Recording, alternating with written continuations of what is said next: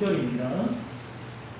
구약성경 6기 2장 8절에서 16절까지입니다.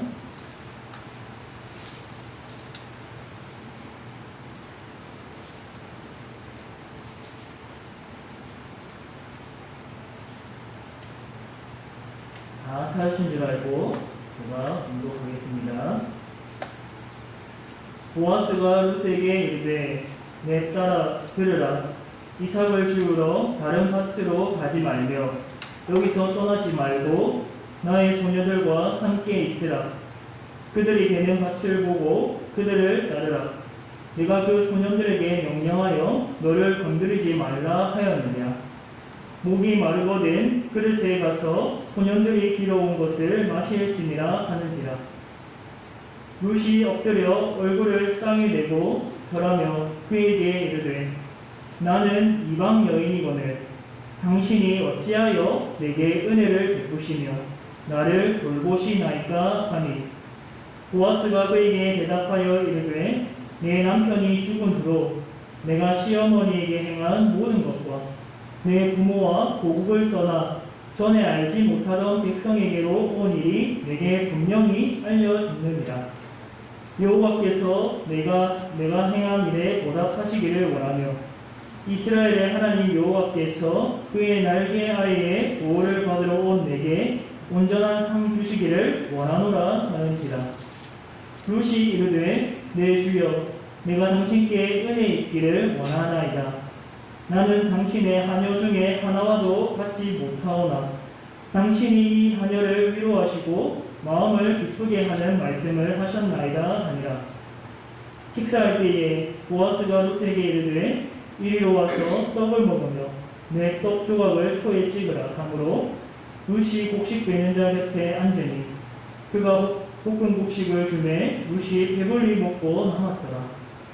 룻이 이삭을 주우러 일어날 때에 보아스가 자기 소년들에게 명령하여 이르되 그에게 곡식단 사이에서 죽게 하고 책망하지 말며 또 그를 위하여 곡식 다발에서 조금씩 뽑아버려서 그에게 죽게 하고 부딪지 말라 하니라. 아멘. 기도하겠습니다. 자비하신 하나님 아버지, 하나님께서 이 시간 죄를 불러 모아 주셨습니다. 우리가 스스로 주님께 나온 것이 아니요 주님이 우리에게 은혜를 베풀어 주셨기 때문에 우리가 그 은혜에 대한 선한 반응으로서 이곳에 나왔습니다. 하나님, 오늘 이 시간에 말씀하여 주시고 깨닫게 하여 주옵소서. 이 시간 우리의 욕심을 채우기 위해서 이곳에 나오지 않고 우리가 주님의 얼굴을 보고 주님 한 분만으로 만족하기 위하여서 이곳에 왔습니다. 우리의 소망은 오직 예수 그리스도 한 분뿐임을 고백하며 이곳에 나왔사오니 주님의 음성을 들려주시고 주님의 음성으로 우리가 위로받게 하여 주옵소서. 이 모든 것 예수님의 이름으로 기도드립니다. 아멘. 하나님은 그분을 의지하며 신뢰하는 자에게 은혜를 베푸십니다. 하나님을 의지하고 신뢰한다는 것은 삶에서 그분의 말씀에 따라 사는 것을 의미합니다. 말로만, 입술로만 그분을 의지한다, 신뢰한다 라고 말하는 것이 아니라 삶에서 그분의 말씀에 순종하는 것을 의미합니다. 즉, 자신의 삶을 온전히 주님께 맡기는 것입니다. 세상 사람들은 말씀에 온전히 순종하는 사람들을 보면서 조롱합니다. 주말에 쉬고 놀러가기 바쁜데 왜 굳이 예배하러 가느냐라고 말합니다. 학생들에게는 경쟁에 뒤처지지 않으려면 주말에도 학원을 가야 하지 않느냐고 말합니다. 교회에 헌금하고 남을 구제하는 일에 헌신하기보다는 자기 자신에 더 투자하라고 합니다. 그럴 여유가 어디 있냐고 합니다. 물론 세상에 양심적으로 살아가는 사람들이 많이 있지만 말씀에 따라 살아간다는 것은 여러분이 잘 아시다시피 양심을 초월하는 일입니다. 때로는 고난을 당해야 하며 핍박과 조롱을 견뎌내야 합니다. 오늘 본문에서는 세상 사람들 입장에서 미련하게 보이는 한 여인인 룻이 등장합니다.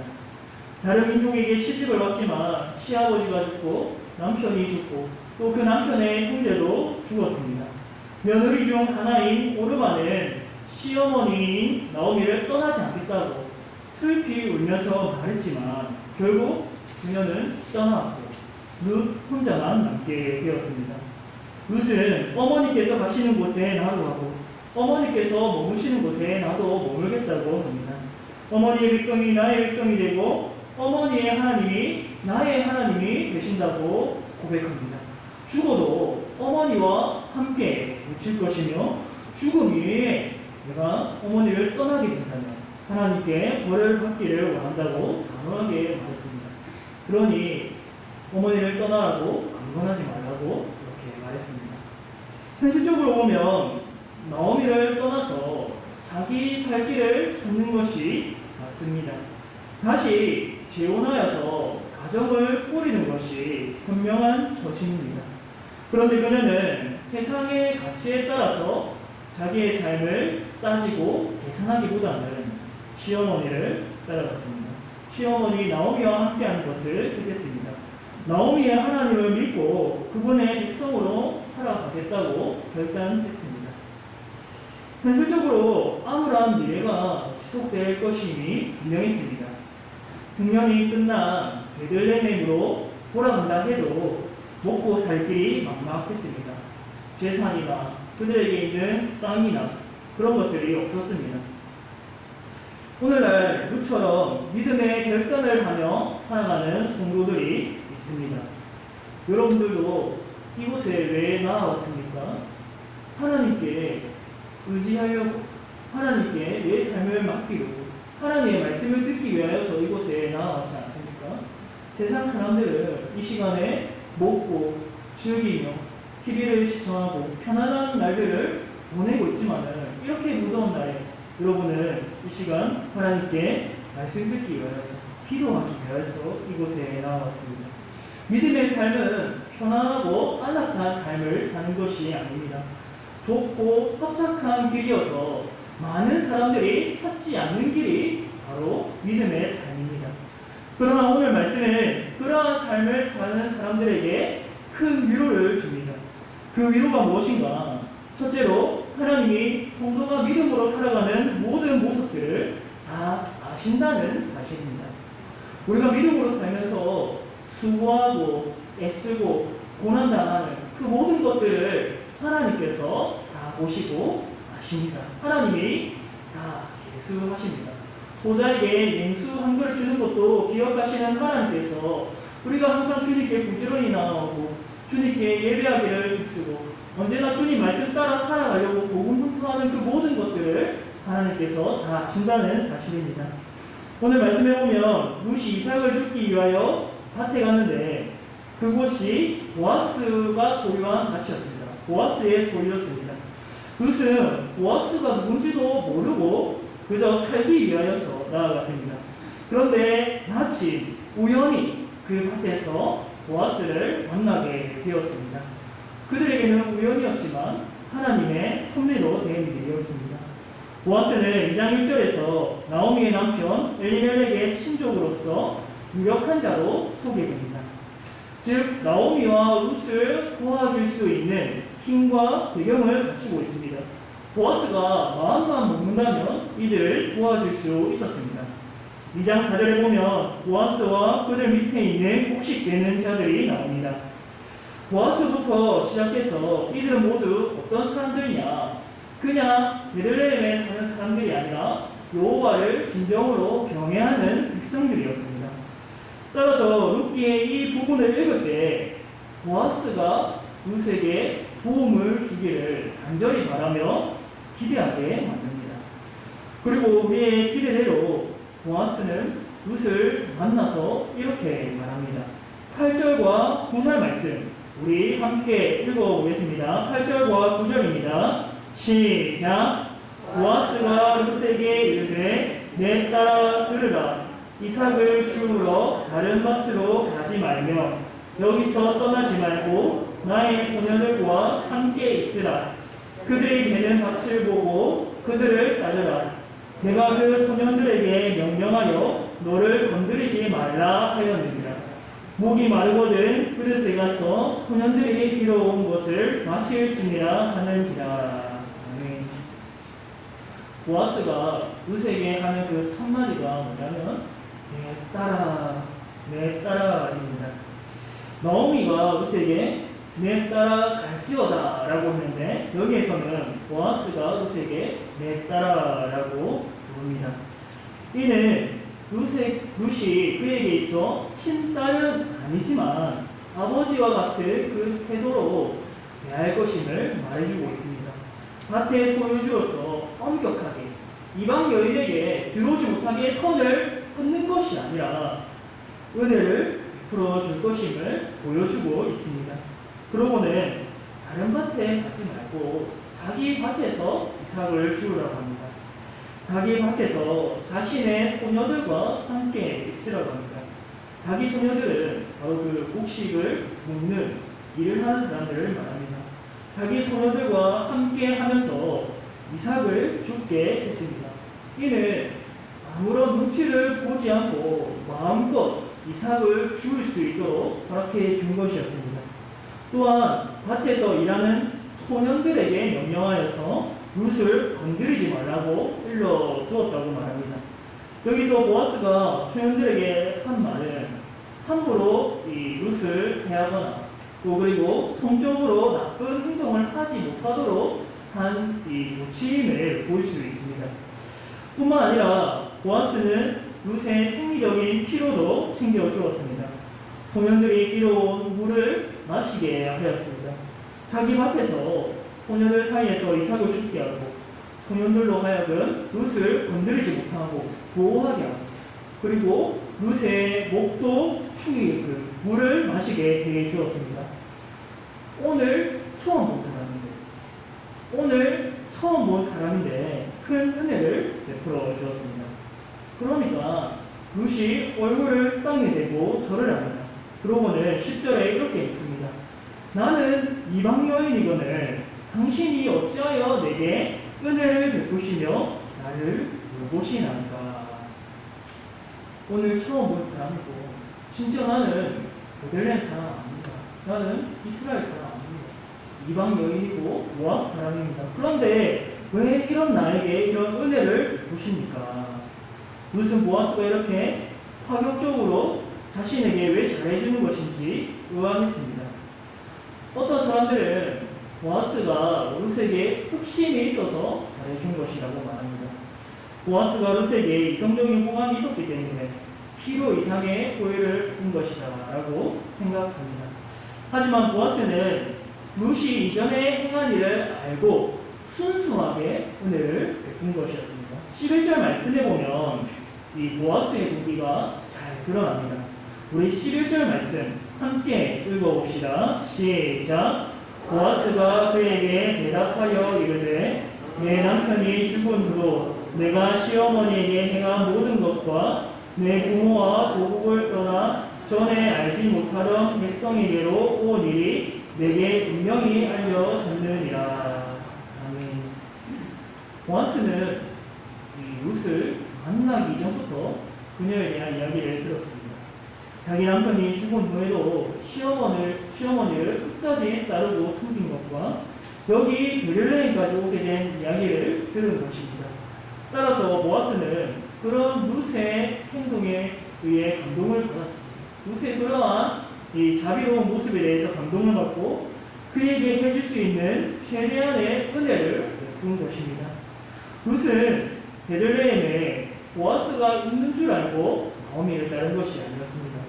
보아스의 밭인 줄 알고 그가 엘리멜렉의 친족인 줄 알고 그가 유력한 자인 줄 알고 그 밭에 간 것이 아니었습니다. 의도치 않게 우연히 가게 되었지만 하나님의 섭리로 만나게 되었습니다. 그리고 룻이 행했던 믿음의 삶이 보아스의 귀에 들어가고 감동을 받아서 이렇게 은혜를 받게 되었습니다. 이렇게 룻이 행한 믿음의 삶을 보아스가 알았고 이 이야기를 들은 룻도 크게 위로를 받게 되었습니다. 13절에 룻이 말하기를 당신이 하녀를 위로하시고 마음을 기쁘게 하는 말씀을 하셨나이다. 성도 여러분, 룻이 현실적으로 볼 때는 아주 미련한 선택을 했습니다. 세상 사람들이 볼 때는 네 살 길을 찾아 가기도 바쁜데 누구를 챙기냐라는 그런 지적을 받을 수도 있습니다. 그러나 하나님이 보시기에 기뻐하시는 선택과 믿음을 보여줬습니다.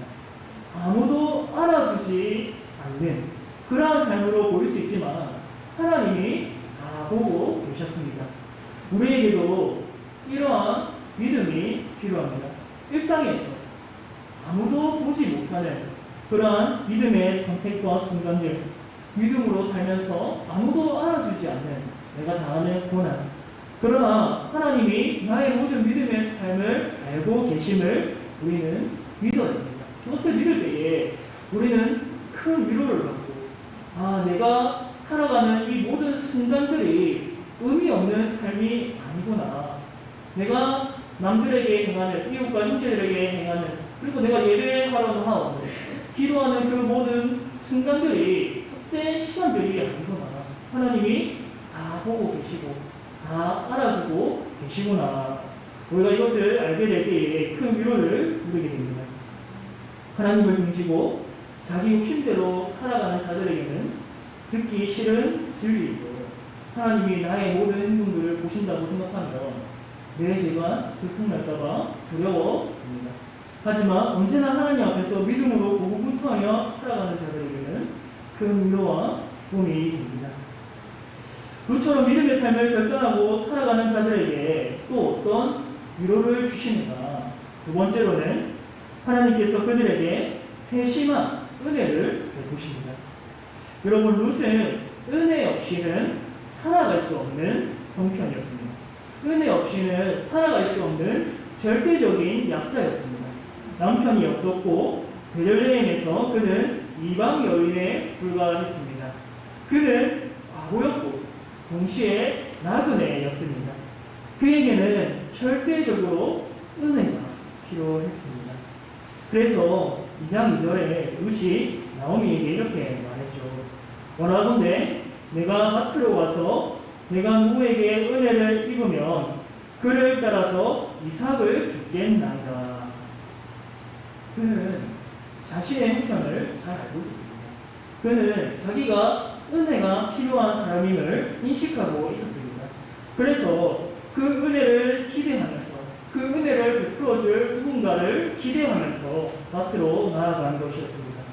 10절에도 보아스의 말을 듣고 말하기를 어찌하여 내게 은혜를 베푸시며 나를 돌보시나이까 라고 합니다. 룻은 은혜를 기대했고 실제로 은혜를 받고 누리게 되었습니다. 축복의 사랑 보아스가 12절에 룻을 향하여서 진심으로 이렇게 축복했습니다. 우리 12절 말씀 함께 읽어봅시다. 시작. 여호와께서 내가 행한 일에 보답하시기를 원하며 이스라엘의 하나님 여호와께서 그의 날개 아래에 보호를 받으러 온 내게 온전한 상 주시기를 원하노라 하는지라. 아멘. 성경에서 날개는 새가 날개로 새끼를 보호하듯이 하나님이 자기 백성을 보호하시는 것을 말합니다. 보아스는 시어머니를 따르고 그분의 하나님을 섬기기로 한 룻을 보고 그의 날개 아래로 보호를 받으러 왔다라고 말합니다. 룻이 단순히 어머니를 따라서 그냥 순진하게 따라온 것이 아니라 믿음의 행위로, 믿음의 결단으로 이 베들레헴에 왔다고 보았습니다. 그리고 하나님이 그에게 보답하시고 상 주시기를 원한다고 축복해 줍니다. 13절에 룻이 이 말을 듣고 이렇게 말합니다. 내 주여, 내가 당신께 은혜 있기를 원하나이다. 룻은 은혜 얻기를 간절히 사모한 여자였습니다. 룻의 이러한 간절한 바람대로 하나님은 보아스라는 사람을 통해서 그녀에게 은혜를 베푸십니다. 14절에서 16절을 보면 보아스가 은혜를 베푸는 모습이 나옵니다. 식사할 때에 이방 여인인 룻도 함께 불러서 식사하게 합니다. 외국인인데 이방인인데 식탁의 교제에 참여하게 합니다. 여러분 밥을 같이 먹는다는 것은 아무나 같이 먹을 수 있는 게 아니죠. 오늘날 우리가 식사할 때에도 우리가 마음을 낸 사람, 그리고 우리가 가까이 가고 싶은 사람, 또 잘해주고 싶은 사람에게 같이 식탁의 교제를 나눕니다. 근데 이 보아스는 이 루스에게 이 은혜로운 초대를 하여서 함께 식탁의 교제를 하게 했습니다. 식사할 때에 이 룻이 배불리 먹고 남을 만큼 베풀어 주었습니다. 마치 오병이어의 이적에서 예수님이 많은 무리를 먹이고 12강주리가 나왔던 것처럼 룻도 그렇게 마음껏 먹고 배불리 먹고 나옴이 있었습니다. 룻은 지금 그의 날개 아래에서 보호를 받고 있습니다. 보아스의 일꾼과 동등한 대우를 받고 있습니다. 또한 룻이 이삭을 죽으러 갈 때 자기 소년들에게 보아스가 자기 소년들에게 명령합니다. 룻이 곡식단 사이에서 이삭을 죽게 하라고 합니다. 그리고 그를 위하여서 곡식 다발에서 조금씩 뽑아버려서 그에게 죽게 하라고 합니다. 여러분 원래 이 이삭을 죽게 하는 것은 어쩔 수 없이 이제 곡식을 베고 또 단으로 묶다가 흘리게 되는 것들을 죽는 것인데 보아스는 일부러 그 곡식단에서 그 다발에서 조금씩 뽑아서 벌어라라고 합니다. 마음껏 죽도록 룻이 마음껏 필요한 대로 죽을 수 있도록 배려하는 것입니다. 거기에다가 소년들로 하여금 룻을 꾸짖거나 책망하지 말라라고 말합니다. 이삭을 죽는 사람들은 사회적으로 약자들이지요. 그래서 일꾼들에게 또 다른 사람들에게 멸시당하거나 업신여김을 받을 수 있었습니다. 우리도 우리가 살아가는 이 현실에서 우리 주위에 형편없는 그런 약자들, 아무런 보호장치가 없는 그들을 볼 때에 나쁜 사람들이 얼마나 함부로 대하는 것을 자주 목격합니까? 이때 당시에도 더하면 더했지 덜하지 않을 것입니다. 보아스가 이를 알고 보호장치를 마련해 준 것입니다. 그를 책망하지 말고 꾸짖지 말라. 룻이 이삭을 죽는다고 해서 업신여기지 말라라고 말하는 것입니다. 보아스는 룻의 마음이 상하지 않도록 아주 세심하게 배려하는 모습을 보여줍니다. 하나님은 이렇게 보아스를 통해서 룻에게 은혜를 주셨습니다. 어떤 은혜냐? 아주 세심한 은혜. 룻을 보호하시고 그의 마음까지도 지켜주시고 배려해주시는 아주 세심한 은혜입니다. 그의 필요를 아시는 하나님께서 믿음으로 사는 이 룻의 삶을 채워주셨습니다. 그리고 룻을 통해서 이 남편과 두 아들을 잃은 나오미의 삶도 충분히 채워주실 것입니다. 우리도 믿음으로 살아갈 때 하나님이 그 모든 것들을 아시고 그의 날개 아래에 보호하여 주십니다.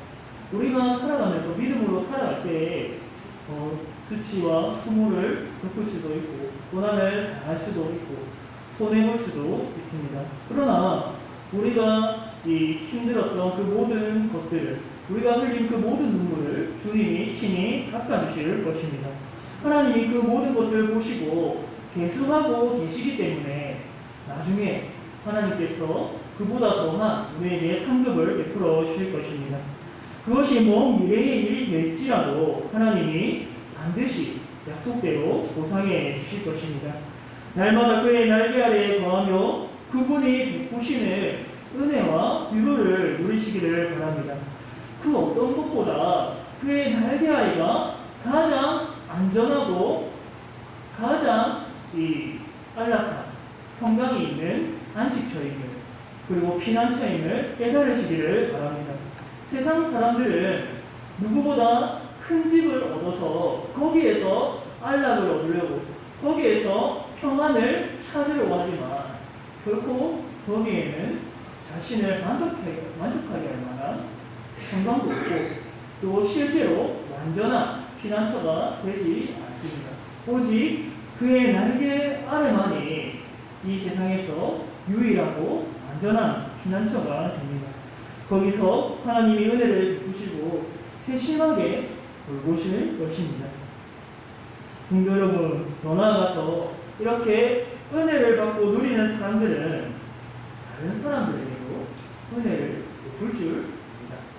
보아스는 아주 유력한 자였지만 자신의 창고에 곡식 쌓기에 급급한 사람이 결코 아니었습니다.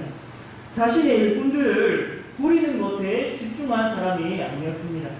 하나님께서 자신에게 베푸신 은혜를 알았고 마음의 여유와 따스함이 있었습니다. 일꾼들에게 축복하며 존중해 주었고 과부였고 이방 여인으로서 나그네였던 루세에게도 아무런 대가 없이 순수한 동기로 은혜를 베풀어 주었습니다. 그에게 어떤 흑심을 품지 않고 그가 행한 믿음의 삶을 듣고 은혜를 마음껏 베풀어 주었습니다. 하나님이 사회적 약자를 위해서 말씀하신 그 사랑의 율법에 따라서 루세에게 은혜를 베풀었습니다. 사랑하는 성도 여러분, 여러분은 그의 날개 아래에 거하고 있다는 것을 믿으십니까? 하나님께서 예수 그리스도를 통해 구원하실 뿐만 아니라 지금도 하나님 아버지께서 우리를 세심하게 돌보시고 보호하여 주심을 믿으십니까? 그렇다면 이웃과 형제에게 은혜를 베풀 줄 아는 사람이 되시기를 바랍니다. 남들보다 더 가지려고 욕심에 사로잡힌 인생이 아니라 필요한 자들에게 베풀 줄 아는 그러한 인생이 될 수 있기를 바랍니다. 하나님이 베푸신 은혜를 우리만 누리고 우리만 소유하고 꼭 붙잡고 있는 것이 아니라 고아와 과부와 나그네와 같은 이웃과 형제들에게도 베풀 수 있는 이 보아스를 닮아야 할 것입니다. 그와 같이 마음이 넉넉하고 따스한 사람이 되기를 사모하십시오. 오늘날 시대에 너무나도 필요한 사람입니다. 우리가 보아스와 루시 행하는 모습을 통해서 은혜를 받듯이 우리의 이웃과 형제들도 우리를 통해서 은혜를 받게 될 때 하나님이 기뻐하실 것입니다. 어떤 거창한 삶을 통해서 하나님이 기뻐하시는 것이 아니라 우리가 매일 만나는 그 작은 일상 속에서 말씀에 따라 순종하여서 이웃과 형제를 사랑하고 섬기고 은혜를 베풀 때에 비록 이 세상 사람들에 비해서 내가 가진 것 변변치 않지만 그럼에도 불구하고 이 모든 것이 하나님이 주신 것이다 라고 고백하면서 섬기고 베풀고 할 때에 하나님이 다 아시고 기뻐하실 것입니다. 그러한 세심한 은혜로운 행동들을 통해서 우리 하나님께서 영광 받으실 줄로 믿습니다. 이 시간 그 은혜가 우리에게 충만해지기를 주님의 이름으로 축복합니다. 기도하겠습니다. 사랑과 은혜가 충만하신 하나님 아버지, 우리는 원래 나 자신밖에 모르고 아주 이기적이고 욕심이 가득한 흔히 마귀에게 죄에게 종노릇하던 삶을 살아가던 사람이었는데 하나님께서 우리에게 예수 그리스도를 보내주시고 크신 은혜를 베푸셔서 죄에서 자유한 삶을 허락해 주셨습니다. 이전에는 죄에 이끌려 살아가다가 이제는 하나님의 자녀, 하나님의 백성이 되어서 하나님의 말씀에 순종하는 그러한 백성이 되었습니다. 하나님, 우리가 날마다 죄에게 미혹되고 연약하여서 쓰러질 때도 있지만 그럼에도 불구하고 우리가 더욱더 거룩을 이루고 주님을 더욱더 닮기를 원합니다. 하나님이 우리에게 은혜 베푸신 것을 깨닫고 누리게 하여 주시고 더불어서 우리도 주위의 형제들과 이웃에게 은혜 베풀 줄 아는 주님의 마음을 소유한 자가 되게 하여 주옵소서. 이 삭막한 어두운 시대 가운데에서 한 줄기 빛을 발하는 빛의 자녀들로 빛의 백성들로 살아갈 수 있도록 하나님 우리 마음을 붙잡아 주옵소서. 이 모든 것 예수님의 이름으로 기도드립니다.